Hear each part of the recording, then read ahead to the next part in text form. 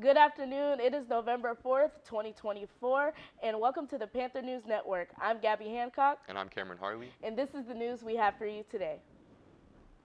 Three Lufkin ISD high school students have unfortunately been recently hospitalized following a multi-vehicle crash and a school bus on the Southwest Freeway.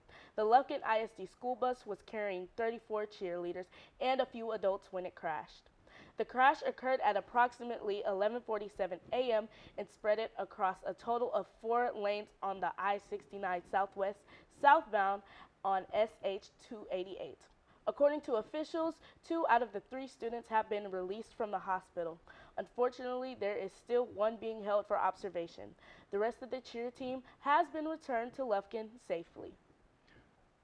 One person has been pronounced dead after a speeding vehicle crashed on FM 362 and became submerged in a pond early Sunday morning, police said. The Waller Police Department chief said this vehicle was traveling over 120 miles per hour at 3 a.m. when it hit an embankment, went through a fence, and landed in a pond near Cameron Road. Authorities said they initially tried to follow the car but stopped the chase due to safety concerns. When they eventually caught up with the vehicle, they reported finding it submerged with a female driver inside. According to the police chief, a firefighter and officer worked to pull out the woman, but she had already been pronounced deceased. Authorities have not revealed the woman's identity just yet.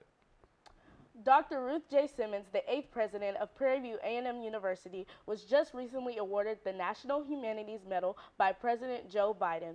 This honor acknowledges those who have a deep understanding of human condition. Public engagement with history and literature is truly who Dr. Simmons is and is well deserved. Simmons, as well as Darren Walker, president of the Ford Foundation, are described as one of the most important and influential individuals in the world today. President Biden mentioned while praising these honorees, "You all help us find meaning and purpose in the ordinary as well as the extraordinary, providing hope, wisdom, and laughter when we need it. And we need a way forward. With absolute courage, you combat racial stereotypes, confront ghosts of history, and speak truth to power."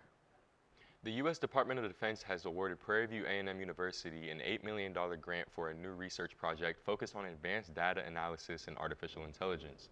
The project, titled Credit Plus, Advancing Data Analysis for Mission-Critical Applications in the Era of Artificial Intelligence, is led by Dr. Lee Jun Qian, a professor in the Department of Electrical and Computer Engineering at PVMU's College of Engineering. Dr. Qian says this project offers a great opportunity for PV students to enhance its research capacity in artificial intelligence and big data analytics, and for our students to be well trained and pursue careers in these exciting fields. One of the key goals for this program are to support military operations, increase situational awareness, and enhance safety for personnel. Dr. Chen also hopes that this program will allow students proper training in fields dealing with AI and computer science. Credit Plus program will start its program no later than summer 2025. We'll be right back with you guys after these few messages.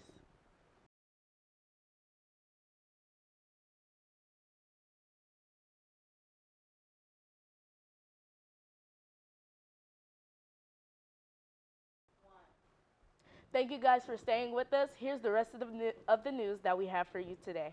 In recent HBCU news, University of the Virgin Islands has just recently launched a professional science master's degree in marine environmental science. UVI is now inviting applications for the newly approved professional science master's in the marine and environmental science program. This was approved by the university's Board of Trustees in the spring of 2024, where their main aim is to equip students with the skills and experiences they will need in order to succeed in careers such as marine environmental science and or STEM. My PSM degree was an important stepping stone. It exposed me to different conversation fields and helped me decide on a career in academic research, said Dr. Kayla Blinko, who is now a UVI assistant professor and researcher for the Center for Marine and Environmental Science.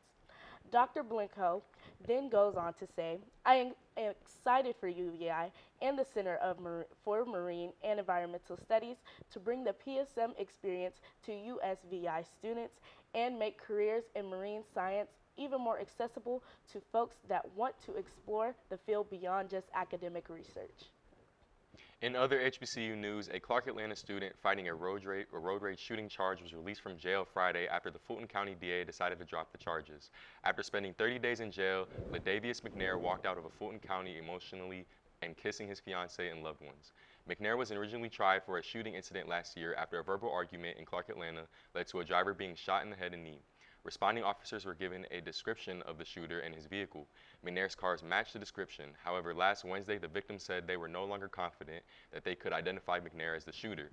District Attorney Fannie Willis signed a motion asking the judge to not prosecute the charges onto McNair, stating that despite the state being able to place the defendant's phone and his vehicle in the area of the shooting, the state no longer believes that it can prove its case beyond a reasonable doubt. Friday afternoon, when McNair was released, he gave a statement saying no one should have to deal with this. Black men still shouldn't have to deal with this, especially in 2024 in America. With these charges dropped, McNair plans to move forward on finishing his education at Clark Atlanta and enjoying his loved ones. As a common pattern for those running for presidents on past SNL skits, Vice President and President hopeful Kamala Harris has just been featured in the most recent and last SNL skit before the election. Actress Maya Rudolph was impersonating Kamala in the skit and mentioned how she just wished she could speak to someone who's been in my shoes, a black, South Asian woman running for president, preferably from the Bay Area. As Rudolph turned to the mirror, there was Kamala Harris herself acting as the reflection. During the skit, Kamala Harris was giving impersonator Kamala some advice that could help her through this election. During this mini pep talk, they were giving each other puns dealing with Kamala's first name like Mamala, Pamela, Ram Kamala, Pajamamala, and the list goes on and on. There was even a jab or two in there against her opponent where she said, because you can do something your opponent cannot do. You can open doors. Even a joke on how Harris laughs was thrown in there with Harris saying, I don't laugh like that, do I? And Rudolph replied with, just a little bit. And the show ended off with Kamala asking Rudolph if she was registered in Pennsylvania, which unfortunately was a no.